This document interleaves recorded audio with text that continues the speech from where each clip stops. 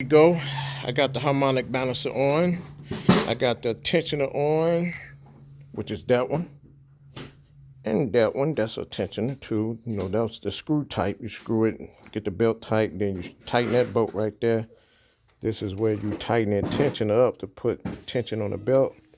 Secure it once you get it to that point. Got the power steering pulley back on, but you need a power steering pulley puller to remove that and install it back. Put the new alternator in. As you can see, that alternator was bad. Replace that. So right now I'm about to take out the spark plugs. 3 over here and 3 over here. So I'm gonna take out the 3 spark plugs, put some new ones in, then I can proceed to put the valve covers on it.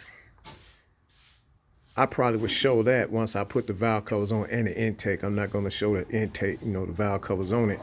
I'm just gonna do the intake, then show you what it look when I get through. I'm gonna take a picture of that. After that, it'll be running.